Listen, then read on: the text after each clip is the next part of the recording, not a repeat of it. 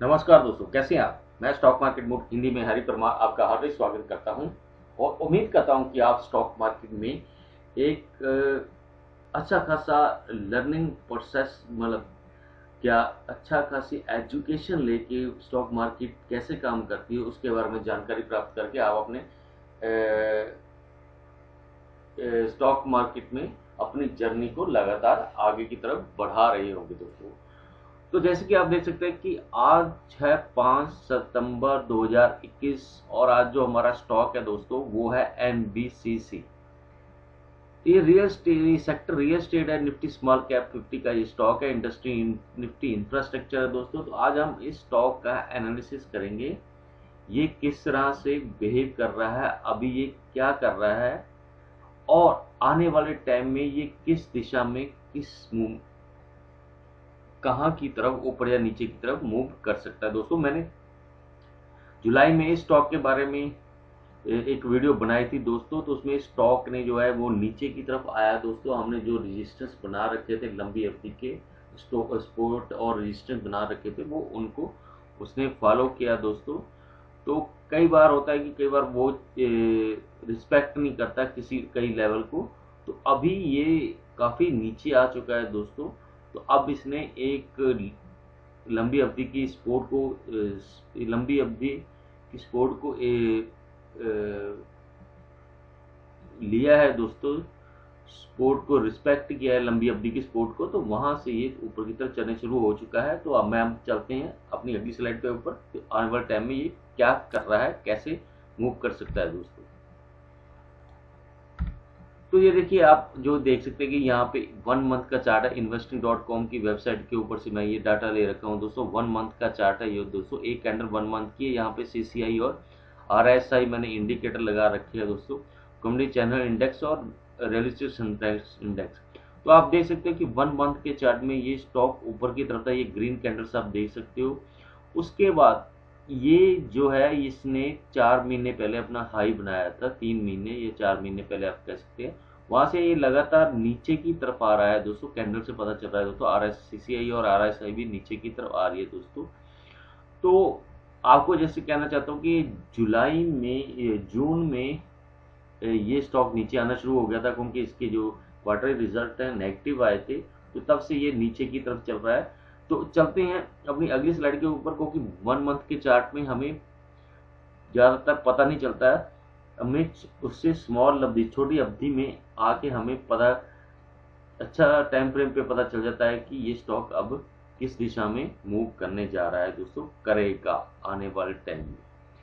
तो यहाँ पे हमने 1 वीक का जो नेक्स्ट स्लाइड में हमने 1 वीक का जो चार्ट लिया है दोस्तों। ये कैंडल 1 वीक को दर्शा रही है दोस्तों, देख सकते हैं आप कि 1 2 3 4 5 6 7 8 9 10, मतलब ये 3 महीने से ये स्टॉक नीचे की तरफ आ रहा है, जैसे कि मैं आपको बता रहा था। और आरएसआई और सीसीआई भी नीचे की तरफ आई है। सेम तीनों चीजों ने दोनों इंडिकेटर और प्राइस एक्शन ने भी एक दूसरे को फॉलो किया है दोस्तों। तो अब आप देख सकते हो कि ये जो ब्लू कलर की लाइंस आपको देख रहे हो, ये लंबी अवधि की सपोर्ट और रेजिस्टेंस है दोस्तों। तो हम देख सकते हैं सीसीआई और आरएसआई। यहाँ पे पिछले हफ्ते सीसीआई और आरएसआई ने एक नीचे से एक सपोर्ट ली है और प्राइस एक्शन ने भी एक नीचे से सपोर्ट ली है दोस्तों, 43 के आसपास 1 वीक का चार्ट है। तो ये ऊपर की तरफ मूव करने लग गई है दोस्तों। तो यहाँ पे इंडिकेटर्स ने ऊपर की तरफ मूव दिया है दोस्तों। देखिए ये पूरा 100% या 80% के करीब ये जो रिट्रेसमेंट है स्टॉक ऊपर से नीचे की तरफ 80% के करीब नीचे की तरफ आया है दोस्तों।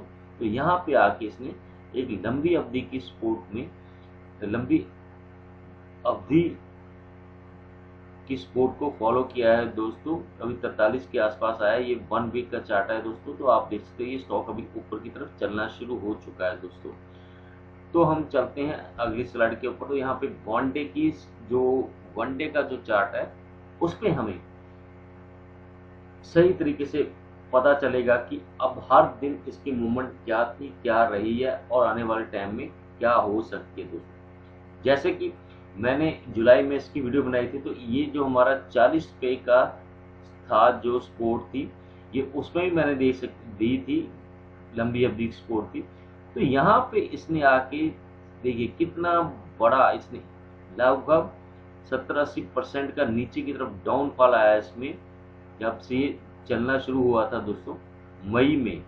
ये देखिए यहाँ पे जुलाई जून के एंड की तरफ से मिड में कह सकते हैं कि ये नीचे की तरफ आया दोस्तों, क्योंकि जुलाई में रिजल्ट जो होते हैं आउट होते हैं, तो बड़े जो ट्रेडर्स होते हैं, बड़े इन्वेस्टर होते हैं, उन्हें कुछ चीजें पहले से ही इनसाइड पता चल जाती हैं कि आने वाले टाइम में स्टॉक का रिजल्ट नेगेटिव हो सकता है या पॉजिटिव हो सकता है। तो ये धीरे धीरे अपनी पोजीशन, अगर पॉजिटिव होगा तो उसमें पोजीशन बढ़ानी शुरू कर देते हैं, अगर नेगेटिव होगा तो पोजीशन धीरे धीरे कम करनी शुरू कर देते हैं। तो ये देखिए जून के मिड के बाद ही ये स्टॉक नीचे की तरफ आना शुरू हो गया था, क्योंकि इसकी क्वार्टरली रिजल्ट जून में जो आए हैं बाद में वो बिल्कुल नेगेटिव थे, डाउन था, उनके सेल्स में डाउन था। आगे की स्लाइड में आपको बताऊंगा। तो यहाँ से स्टॉक ये नीचे की तरफ आया है दोस्तों।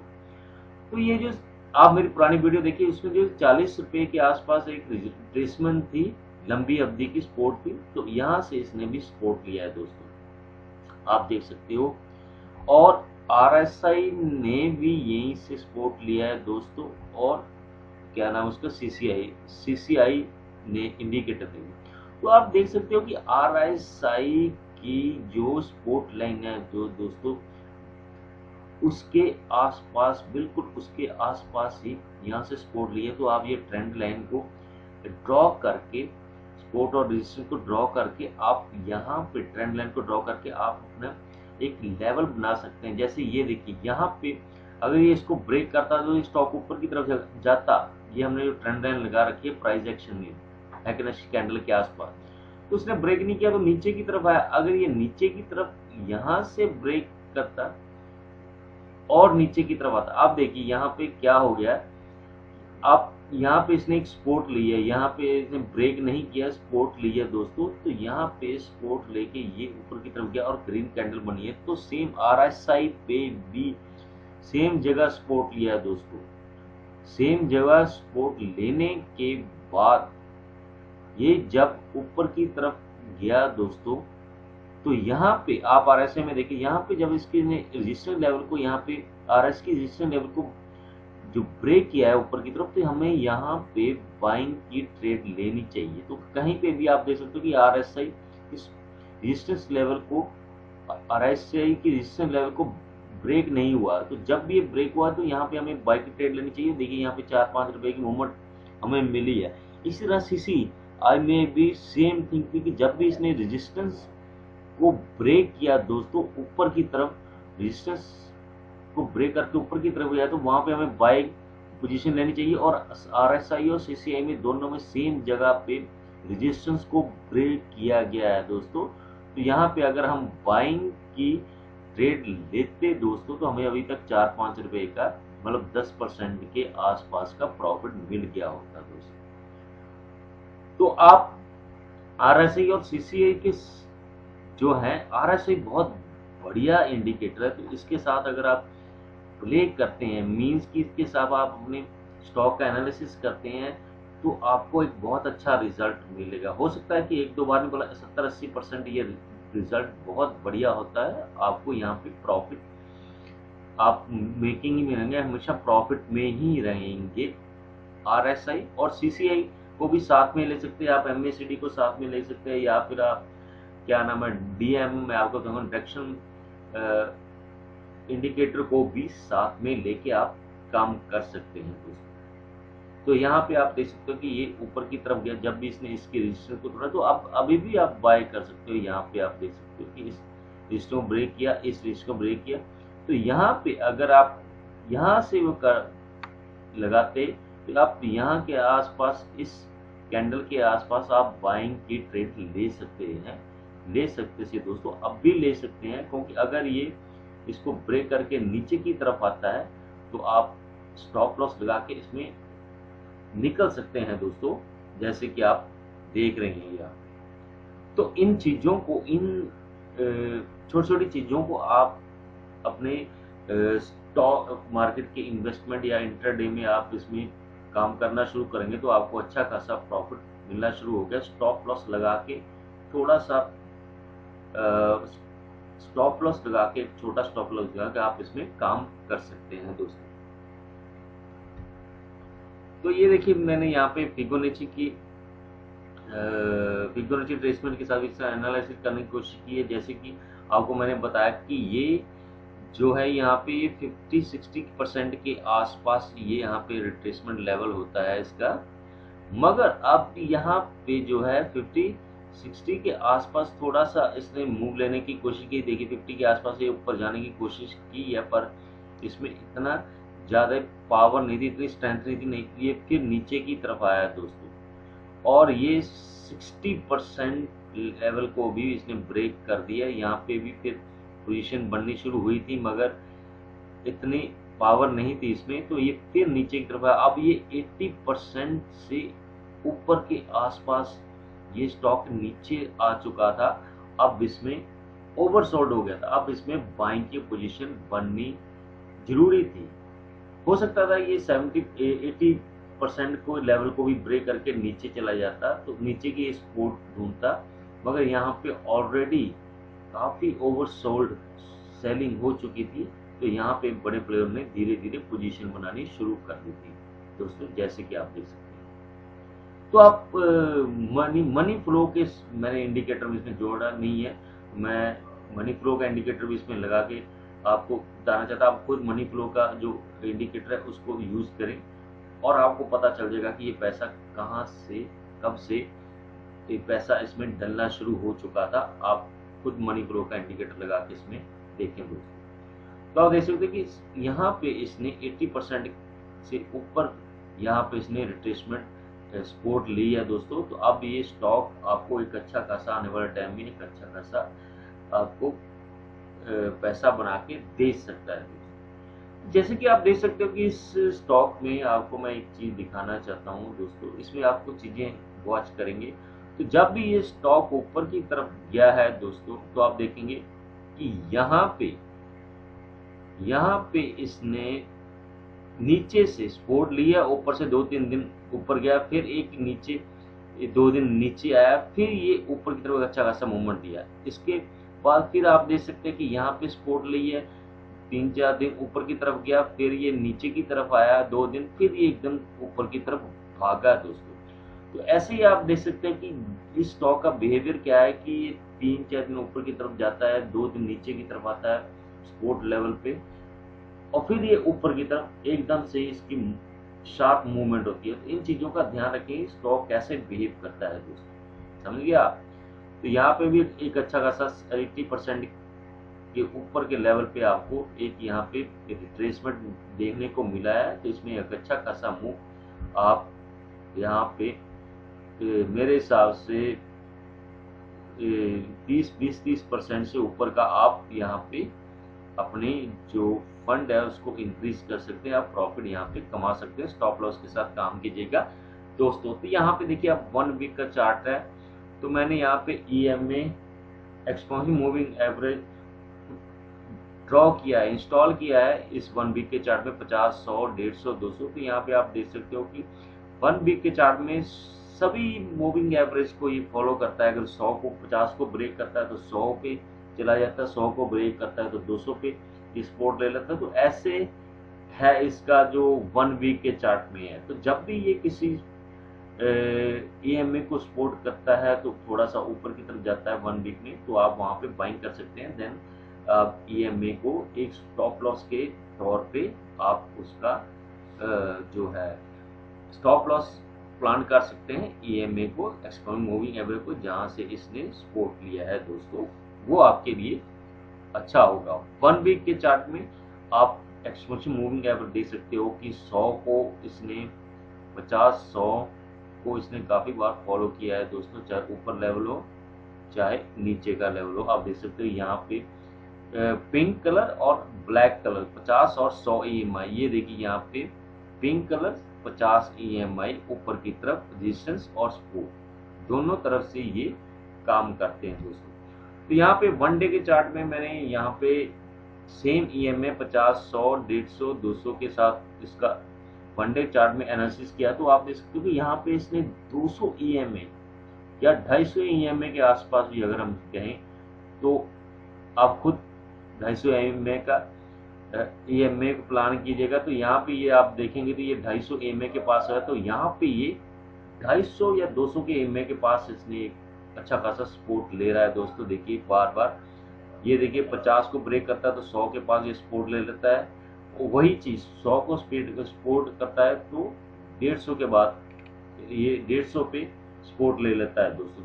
100 के ईएमए सपोर्ट को तोड़ता है तो 150 के पास चला जाता है दोस्तों। यहाँ देखिए इसने कई बार 50 को फॉलो बहुत बार किया है दोस्तों, तो ये चीजें ध्यान रखिएगा। तो यहाँ पे इसने 250 200-250 के बीच में इसने एक सपोर्ट लिया है दोस्तों, एकदम से ऊपर की तरफ गया है, तो आप तब ये अपनी जो ईएमए है उसको आप स्टॉप लॉस बना के आप इसमें बाइंग की पोजीशन दे सकते हैं, क्योंकि एक्सपोनेंशियल मूविंग एवरेज है वो प्राइस के साथ चेंज होती रहती है। ऊपर अगर प्राइस ऊपर जा रहा है तो वो ऊपर साथ में साथ बढ़ती रहेगी, और जब भी वो उसके पास आए तो आप उसमें ब्रेक आप उससे निकल सकते हैं और वहां से आप क्या नाम है अच्छा खासा प्रॉफिट जनरेट कर सकते हैं इस ईएमए को भी अगर आप स्टॉप लॉस के तौर पर यूज करते हैं। तो यहाँ पे मैंने डीएमए और एमएसीडी के साथ भी इसके एनालिसिस करने की कोशिश की है दोस्तों। ये देखिए एमएसीडी एक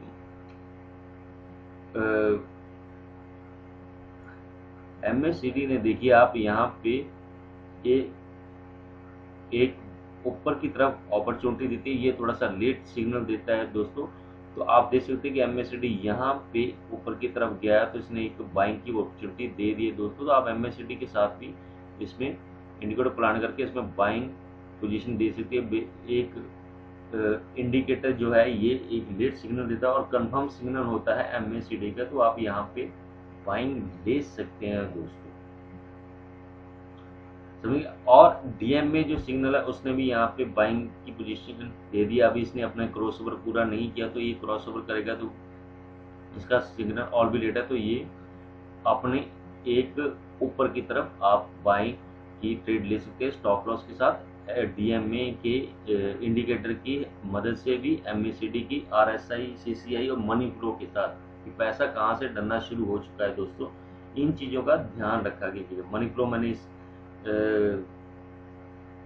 में प्लॉट नहीं किया है, मैंने कर रहा था कुछ दिमाग से निकल गया, तो आप मनी फ्लो को भी जरूर साथ में लगा के आप इसका एनालिसिस करें और देखें कि मनी पैसा कहां से डलना शुरू हो गया दोस्तों।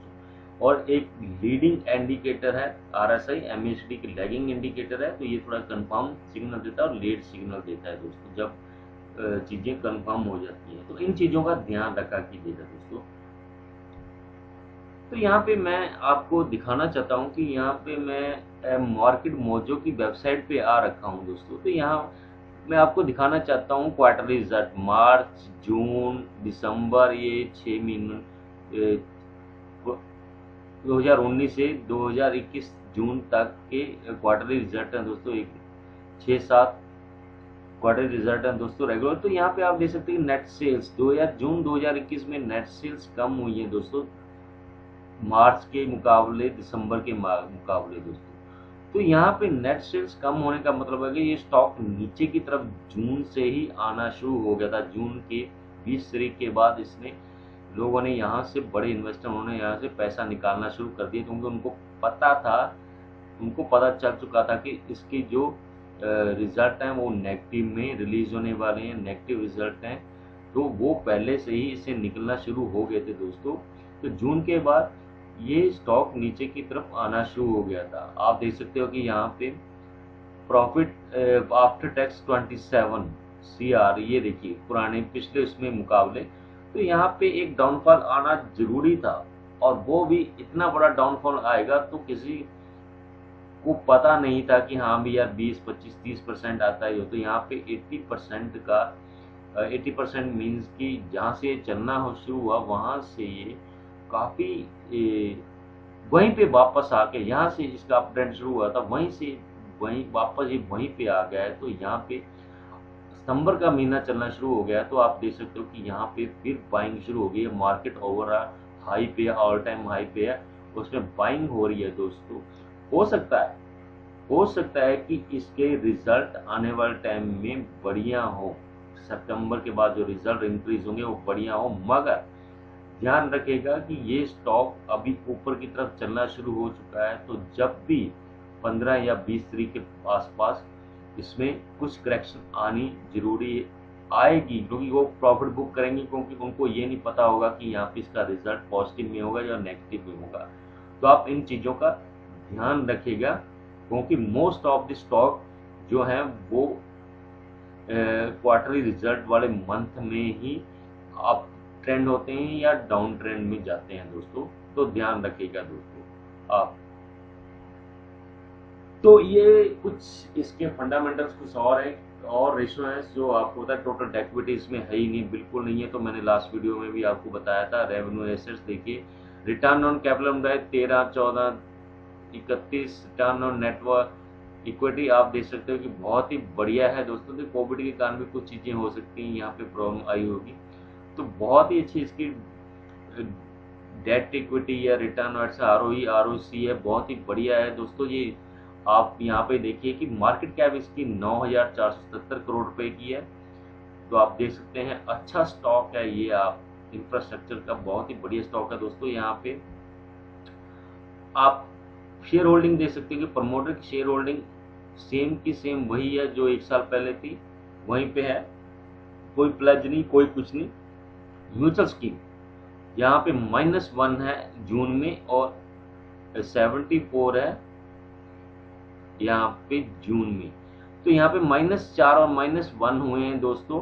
तो आपको दिखा सकता हूँ जो पिछले उसमें थी ये वहाँ पे 9 थी, -5 म्यूचुअल फंड स्कीम थी, यहाँ पे 14 थी, 5 यहाँ से निकल गए थे। तो FII भी 78 में पोजीशन बनाई थी, FII ने एंट्री की थी इसमें। पर अब FII इसमें से भी निकल चुकी है, कुछ 4 FII निकल चुकी हैं दोस्तों। तो यहाँ पे FII ने भी होल्डिंग डिक्रीज की है दोस्तों, म्यूचुअल स्कीम ने भी होल्डिंग डिक्रीज की है दोस्तों, म्यूचुअल फंड स्कीम्स ने भी, म्यूचुअल फंड्स ने भी। तो थोड़ा सा डाउट करने वाली बात है कि हाँ भाई यहाँ पे ऐसा क्यों हुआ है, क्योंकि स्टॉक डाउन ट्रेंड में था, इसलिए क्योंकि अप ट्रेंड में जब चलना शुरू हो जाता है तो इसमें फिर एंट्री म्यूचुअल फंड्स या FII इसमें कर सकते हैं दोस्तों। अभी ये नेक्स्ट सितंबर अक्टूबर में जो इनके क्वार्टरली रिजल्ट रिलीज होंगे उनमें पता चलेगा दोस्तों। तो यहाँ पे नेट सेल्स ओवर टर्नओवर देख सकते हैं कि आप बहुत ही बढ़िया लगातार इंक्रीज हो रही थी। थोड़ा सा फ्लक्चुएशन है इनकी सेल्स टर्नओवर में, तो आप देख सकते हैं यहाँ पे कोविड के कारण कुछ प्रॉब्लम हो सकती हुई है मार्च 2020 में, नहीं तो ये ओवरऑल बहुत ही बढ़िया कंपनी है दोस्तों। आप देख सकते हैं यहाँ पे इंटरेस्ट देख सकते हैं, रिपोर्टेड नेट प्रॉफिट आप देख सकते हैं कि यहाँ पे कितना बढ़िया आपने देखा होगा। यहाँ पे प्रॉफिट जो इन्होंने एनुअली जो आता है इनका प्रॉफिट। तो sales and fund gross block आप देख सकते हैं कि ग्रॉस ब्लॉक देखता हूँ कि अपने ऊपर लगातार ये पैसे इन्वेस्ट कर रही है दोस्तों। नेट ब्लॉक जो है देख सकते हैं आप, कोविड के कारण थोड़ा सा इन्होंने 2 सालों में थोड़ा कम किया है दोस्तों। आप कोविड में 2020 में जो हुआ था उसके बाद थोड़ा सा डिक्रीज हुआ है दोस्तों। ओवरऑल अच्छी है कंपनी है। आपके एंट्री लेवल भी पता होना चाहिए कि आपकी एंट्री लेवल कहाँ पे होनी चाहिए। नॉन करंट एसेट देखिए आप, सॉरी कंटीजेंट लायबिलिटी 0 है दोस्तों। करंट लायबिलिटी 6 या 740 करोड़ है जो 1 साल के अंदर देनी पड़ती है। Loans and advances, Sunday debtors, cash and bank balance. तो आप सारी चीज़ें आप नेट पे किसी भी वेबसाइट पे जाके देख सकते हैं। तो वहाँ पे थोड़ा बहुत डाटा का थोड़ा बहुत फर्क हो सकता है, ओवरऑल ये सेम ही होगा दोस्तों। यहाँ पे कैश फ्लो, तो इस कंपनी का कैश फ्लो देखिए, net cash flow operating system 112, 100, ये देखिए कितना बढ़िया इसका कैश फ्लो है दोस्तों। Net cash flow use investing activity से भी इन्होंने पैसा इंक्रीज किया, नेट इंक्रीज और डिक्रीज कैश इन इक्विपमेंट। तो यहाँ पे कोविड का असर देखने को मिल सकता था दोस्तों, मिला है दोस्तों। तो आप इन चीज़ों को थोड़ा सा ध्यान से देखिए। ये एक्चुअली मैंने 19-20 का लगा रखा है, तो अभी शायद वेबसाइट में थोड़ा दिखा नहीं रहा था तो आ गया होगा। तो आप ध्यान से देखिएगा कि 2021 में भी इसका कैश फ्लो कैसा है। तो आप चेक करें खुद थोड़ा सा एनालिसिस करें। कई बार डाटा वहाँ पे अपडेट नहीं हुआ होता, तो दूसरी वेबसाइट पे जाके आप अपना इन चीज़ों को देख सकते हैं। तो यहाँ पे आप देख सकते हो कि मार्केट मोजो की वेबसाइट पे यहाँ पे शेयर होल्डिंग देख सकते हो कि लाइफ इंश्योरेंस वही कॉर्पोरेशन ऑफ इंडिया पीएनजी, जो मार्च में भी सेम इनका यही पोजीशन था कि caps CPSC exchange traded scheme ने इन्होंने थोड़ा सा अपना डिक्रीज किया है दोस्तों शेयर होल्डिंग। तो इन चीज़ों का आप ध्यान रखेंगे, ध्यान से आप इस वेबसाइट पे जाके ये देख सकते हैं पब्लिक शेयर होल्डर कौन है, क्या है, उन्होंने कितना स्टेक है दोस्तों बढ़ा रखा है। तो मुझे उम्मीद है दोस्तों कि आपको ये जो इस स्टॉक का जो मैंने एनालिसिस किया आपको अच्छा लगा होगा, बढ़िया लगा होगा। जैसे मैंने आपको बताया कि यहाँ पे RSI, money flow, CCI, community channel index, MACD, इन 3-4 चीज़ों को आप इंडिकेटर को लगा के आप बहुत अच्छा एनालिसिस कर सकते हैं। आप support, resistance line, trend line, इन सब के ऊपर ड्रा करिए और यहाँ से आरएसआई की रेजिस्टेंस या सपोर्ट ब्रेक करती है या नीचे की तरफ जाता है, आरएसआई की रेजिस्टेंस या सपोर्ट को ब्रेक करता है प्राइस एक्शन या आरएसआई लाइन, तो आप वहां पे बाइंग या सेलिंग की पोजीशन ले सकते हैं। उम्मीद है कि दोस्तों आपको ये वीडियो अच्छी लगी होगी। अगर मेरी ये वीडियो अच्छी लगी होगी तो प्लीज इसको लाइक करें, शेयर करें, सब्सक्राइब करें। मेरे इस वीडियो का डिस्क्लेमर है दोस्तों, यह वीडियो केवल शैक्षिक उद्देश्य के लिए, स्टॉक मार्केट में जोखिम का अधीन है। कृपया आप निवेश करने से पहले अपने फंड मैनेजर से जरूर सलाह लें। हमारा उद्देश्य आम जनता को स्टॉक मार्केट के बारे में जानकारी प्रदान करना। हम किसी को भी निवेश करने की सलाह नहीं देते। धन्यवाद दोस्तों, जय हिंद।